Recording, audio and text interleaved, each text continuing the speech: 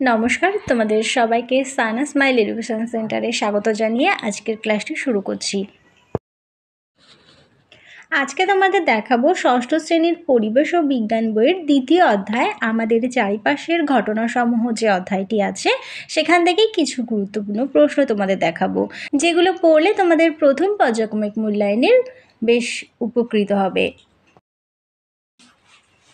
সমস্ত প্রশ্নগুলোই তোমাদের পাঠ্য বই থেকে খুঁটিয়ে তৈরি করা হয়েছে, তাই ভিডিওটা স্কিপ না করে পুরোপুরি দেখার অনুরোধ রইল।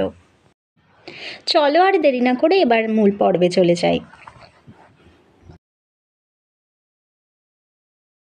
প্রথমেই তোমাদের 1 নম্বরের কিছু প্রশ্ন দেখাচ্ছি। প্রথম প্রশ্ন, পাতা থেকে বাষ্পমোচন এটি কি পরিবর্তন? উত্তর হবে একমুখী পরিবর্তন। 2 নম্বর প্রশ্ন, একটি উভমুখী পরিবর্তনের উদাহরণ দাও। উত্তর হবে লোহাকে গরম করা।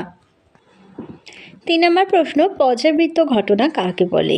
উত্তর হবে যেই সব ঘটনা একটি নির্দিষ্ট সময়ান্তর পুনরায় ঘটে তাকে পর্যাবৃত্ত ঘটনা বলে। 4 নম্বর প্রশ্ন দেখো, ঝড় বৃষ্টিতে বিদ্যুৎ চমকানো এটি পর্যাবৃত্ত ঘটনা না অপর্যাবৃত্ত ঘটনা? উত্তর হবে অপর্যাবৃত্ত ঘটনা, কারণ এই ঘটনাগুলো কোনো সময় নিয়মে ঘটে না, প্রাকৃতিকভাবে যখন তখনই ঘটতে পারে, তাই এটি হবে অপর্যাবৃত্ত ঘটনা। 5 নম্বর প্রশ্ন, সাপের খোলস ত্যাগ কী ধরনের ঘটনা? উত্তর হবে পর্যাবৃত্ত ঘটনা, কারণ দেখো সাপের খোলস ত্যাগ করা এই ঘটনাটা কিন্তু পুনরায় আবার ঘটবে, তাই জন্য এটি পর্যাবৃত্ত ঘটনা। 6 নম্বর প্রশ্ন, বায়ু দূষণ অভিপ্রেত না অনভিপ্রেত ঘটনা? উত্তর হবে অনভিপ্রেত ঘটনা। 7 নম্বর প্রশ্ন দেখো, মুরগির ডিম ফুটে বাচ্চা হওয়া কী ধরনের পরিবর্তন? উত্তর হবে অভিপ্রেত ঘটনা। নম্বর প্রশ্ন, ডিএপি এর সম্পূর্ণ নাম কি? উত্তর হবে ডাই অ্যামোনিয়াম ফসফেট। 9 নম্বর প্রশ্ন, কোন কোন সার জমিতে স্প্রে করলে কাজ দ্রুত হয়? উত্তর হবে ইউরিয়া আর সুফলা। 10 নম্বর প্রশ্ন দেখো, ডিডিটি এর প্রভাব পরিবেশে কতদিন থাকে? উত্তর হবে 10 বছর। পরের প্রশ্ন, জ্বালানির দহন এটি প্রাকৃতিক ঘটনা না মনুষ্যসৃষ্ট ঘটনা? উত্তর হবে মনুষ্যসৃষ্ট ঘটনা। 12 নম্বর প্রশ্ন, দুটি রাসায়নিক পদার্থের নাম লেখো। উত্তর হবে ডিডিটি, বিএইচসি। পরের প্রশ্ন, চাল থেকে মুড়ি তৈরি কী ধরনের পরিবর্তন? উত্তর হবে রাসায়নিক পরিবর্তন। 14 নম্বর প্রশ্ন, শোষণ কী ধরনের পরিবর্তন? উত্তর হবে রাসায়নিক পরিবর্তন। পরের প্রশ্ন, কাটা আলুতে বাদামি ছোপ পড়ে কোন মৌলের উপস্থিতির কারণে? উত্তর হবে অক্সিজেন। পরের প্রশ্ন, জল থেকে বাষ্প হতে কোন শক্তি লাগে? উত্তর হবে তাপ শক্তি। তার আগে বলি, যারা চ্যানেলে নতুন তারা অবশ্যই চ্যানেলটিকে সাবস্ক্রাইব করবে ও পাশে থাকা বেল আইকন প্রেস করে রাখবে, তাহলে পরবর্তী সমস্ত ভিডিও নোটিফিকেশন তোমাদের কাছে পৌঁছে যাবে। আর ভিডিওটা যদি ভালো লাগে অবশ্যই লাইক, কমেন্ট ও বন্ধুদের সঙ্গে শেয়ার করতে ভুলো না। চলো পরের প্রশ্ন দেখে নিই। 17 নম্বর প্রশ্ন, কর্পূরের উবে যাওয়া কী পরিবর্তন? এটি উত্তর হবে রাসায়নিক পরিবর্তন। জল কি কি মৌল দিয়ে তৈরি? উত্তর হবে হাইড্রোজেন ও অক্সিজেন। 19 নম্বর প্রশ্ন, মিনামাটা রোগের কারণ কি? উত্তর হবে পারদ দ্বারা জল দূষণ। 20 নম্বর প্রশ্ন, কোন গ্যাস স্বচ্ছ চুন জলকে ঘোলা করে? উত্তর হবে কার্বন ডাই অক্সাইড। প্রশ্ন দেখো, ব্ল্যাক ফুট ডিজিজ হয় কিসের কারণে? উত্তর হবে আর্সেনিক। 22 নম্বর প্রশ্ন, দুধ থেকে ছানা কাটানো হলো এটি কি পরিবর্তন? উত্তর হবে রাসায়নিক পরিবর্তন। পরের প্রশ্ন, দুটি অজৈব সারের নাম। উত্তর হবে অ্যামোনিয়াম সালফেট আর ইউরিয়া। পরের প্রশ্ন, ডিডিটি এর সম্পূর্ণ নাম কি? ডাইক্লোরোডাইফিনাইল ট্রাইক্লোরোইথেল। চলো এবার কিছু 2 নম্বরের প্রশ্ন দেখব। প্রথম প্রশ্ন, একমুখী ঘটনা কাকে বলে? উত্তর হবে পরিবেশে ঘটে চলা যে ঘটনাগুলি একবার ঘটে গেলে আর আগের অবস্থায় ফিরে যায় না তাদের একমুখী ঘটনা বলে।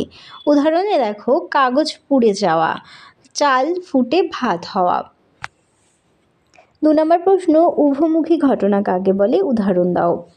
উত্তর লিখবে, পরিবেশে ঘটে চলা যে সমস্ত ঘটনায় কোনো পদার্থ বা বস্তুর পরিবর্তনের পরে আবার তাদের আগের অবস্থায় ফিরে পাওয়া যায় তাদের উভমুখী ঘটনা বলে।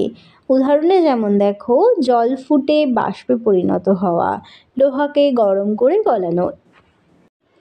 এই সমস্ত ঘটনাগুলো কিন্তু আবার পুনরায় নিজে আগের জায়গাতে ফিরে আসে।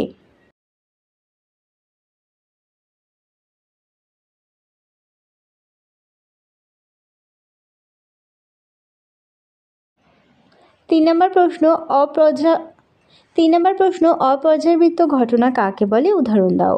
যেই সব ঘটনা কোনো সময়ের নিয়মে ঘটে না, অর্থাৎ নির্দিষ্ট সময় অন্তর ঘটে না, তাদের অপর্যায়বৃত্ত ঘটনা বলে। উদাহরণ যেমন হবে রাস্তায় গাড়ি আসা যাওয়া, সমুদ্রের জলের ঢেউ। এই সমস্ত ঘটনাগুলো কোনো নিয়মে কিন্তু ঘটে না। পরের প্রশ্ন, অভিপ্রেত ঘটনা কাকে বলে, উদাহরণ দাও। যে সমস্ত ঘটনা আমাদের কোনো ক্ষতি সাধন করে না, বরং পরোক্ষভাবে আমাদের কিছু না কিছু উপকার করে, তাদের অভিপ্রেত ঘটনা বলে। উদাহরণে যেমন হবে গাছে ফুল ফোটা, ডিম ফুটে বাচ্চা হওয়া ইত্যাদি। পরের প্রশ্ন দেখো, প্রাকৃতিক ঘটনা বলতে কি বোঝো, উদাহরণ। যে সকল ঘটনা প্রকৃতিতে আপনা আপনি ভাবে ঘটছে তাদের প্রাকৃতিক ঘটনা বলে, যেমন ঝড় বৃষ্টি, ভূমিকম্প, ঋতু পরিবর্তন ইত্যাদি। 6 নম্বর প্রশ্ন আছে, দাবানল কি, এটি কি ধরনের ঘটনা। উত্তরে লিখবে, বজ্রপাত বা অগ্ন্যুৎপাতের কারণে কখনো কখনো বনের গাছে আগুন লেগে যায়। ঘন অরণ্যে এই আগুন বিস্তীর্ণ অঞ্চলে ছড়িয়ে পড়ে ও ক্ষতি সাধন করে, একে দাবানল বলে। একে প্রাকৃতিক ঘটনা বলা হলেও দেখা গেছে 2/3 ক্ষেত্রে মনুষ্য সৃষ্ট কারণে এই রকম ঘটনা ঘটে। 7 নম্বর প্রশ্ন, জলচক্র কি।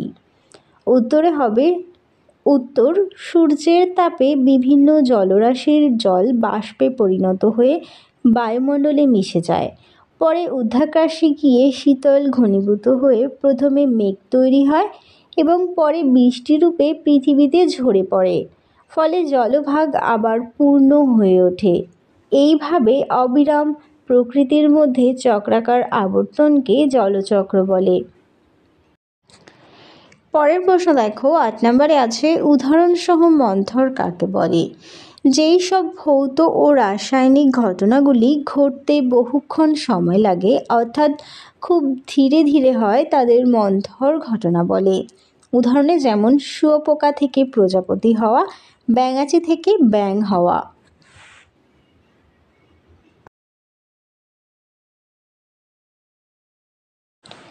পরের প্রশ্ন দেখো, কেরোসিন তেল কোনো পাত্রে না রেখে স্প্রে করলে দ্রুত জ্বলে ওঠে কেন। কেরোসিন তেল কোনো পাত্রে রেখে একটি সলতে দিয়ে জ্বালালে ধীরে ধীরে জ্বলে, কিন্তু স্প্রে করলে তাতে আগুন জ্বালালে তেলের ছোট ছোট ফোঁটাগুলো দ্রুত জ্বলে ওঠে। ছোট ছোট ফোঁটাগুলি দ্রুত জ্বলে ওঠে। 10 নম্বর প্রশ্ন, রাসায়নিক পরিবর্তন কাকে বলে। যে পরিবর্তনে পদার্থের চরিত্রগত, গুণগত, গঠনগত স্থায়ী পরিবর্তন ঘটে, অর্থাৎ পদার্থের মূল আণবিক গঠন ও ধর্ম পরিবর্তন হয়ে নতুন ধর্ম বিশিষ্ট অন্য পদার্থ উৎপন্ন করে, তাকে রাসায়নিক পরিবর্তন বলে। যেমন গম থেকে আটা তৈরি। পরের প্রশ্ন, লবণ বা চিনির জলে দ্রবীভূত হওয়া একটি ভৌত পরিবর্তন যুক্তিসহ লেখো। জলে চিনি বা লবণ দ্রবীভূত করে দ্রবণ প্রস্তুত করা হলো ভৌত পরিবর্তন, কারণ লবণ বা চিনিকে জলে দ্রবীভূত করলে যে জলীয় দ্রবণ পাওয়া যায় তাতে চিনির মিষ্টি স্বাদ বা নুনের নোনতা স্বাদ বজায় থাকে, অর্থাৎ লবণ বা চিনির অভ্যন্তরীণ গঠনের কোনো পরিবর্তন হয় না। আবার দ্রবণটিকে তাপ প্রয়োগ করে উৎপন্ন করলে দ্রবণ থেকে জল বাষ্পীভূত হয়ে যায় এবং চিনিকে বা লবণকে আবার আগের অবস্থায় ফিরে পাওয়া যায়। পরের প্রশ্ন, ভৌত পরিবর্তন কাকে বলে, উদাহরণ দাও। যে অস্থায়ী পরিবর্তনের পদার্থের গঠনগত গুণগত কোনো ধর্মের পরিবর্তন ঘটে না, পদার্থের নিজস্ব ধর্ম ও গুণ বজায় থাকে, সেই পরিবর্তনকে ভৌত পরিবর্তন বলে। যেমন জল থেকে বাষ্প হওয়া, মোমের গলন ভৌত পরিবর্তনের উদাহরণ। কাকে বলে? উদ্ভিদ ও প্রাণীদেহ থেকে প্রাপ্ত যেসব পদার্থকে পচিয়ে বা সরাসরি মাটিতে প্রয়োগ করে জমির উর্বরতা তথা ফসলের উৎপাদন ক্ষমতা বাড়ানো হয় তাকে জৈব সার বলে, যেমন খোল সার, গোবর সার ইত্যাদি। পরের প্রশ্ন, কাটা ফল খেলে অসুখ হয় কেন? দীর্ঘ সময় ধরে কেটে রাখা ফল খাওয়া উচিত নয়, কারণ কেটে রাখা ফলে বায়ুতে উপস্থিত বিভিন্ন জীবাণু রাসায়নিক পরিবর্তন ঘটায় এবং বংশবৃদ্ধি করে, তাই এইসব ফল খেলে বিভিন্ন রোগ হবার সম্ভাবনা থাকে। পরের প্রশ্ন দেখে নাও।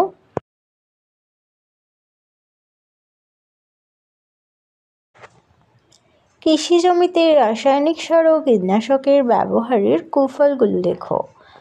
বেশি পরিমাণে কীটনাশক ব্যবহারের ফলে ফল, শাকসবজি, জলজ প্রাণীর দেহে ক্ষতিকারক রাসায়নিক পরিমাণ ধীরে ধীরে বৃদ্ধি পায়, যা মানব দেহে প্রবেশ করলে রোগ সৃষ্টি করে। রাসায়নিক সারের ফলে জলে বসবাসকারী জলজ প্রাণীদের যারা খাদ্য হিসাবে গ্রহণ করে, যেমন বক, মাছরাঙা, পানকৌড়ি পাখিদের ডিমের খোলস পাতলা হয়, ক্ষয়প্রাপ্ত হয়। এই ছিল তোমাদের 2 নম্বর অধ্যায়ের যাবতীয় গুরুত্বপূর্ণ প্রশ্ন। চলো আজকের মতো ভিডিওটা এখানেই শেষ করছি। ভালো লাগলে অবশ্যই একটি লাইক করো। আবারও দেখা হবে পরবর্তী আরেকটি ভিডিও নিয়ে। সবাই ভালো থেকো, সুস্থ থেকো, টাটা।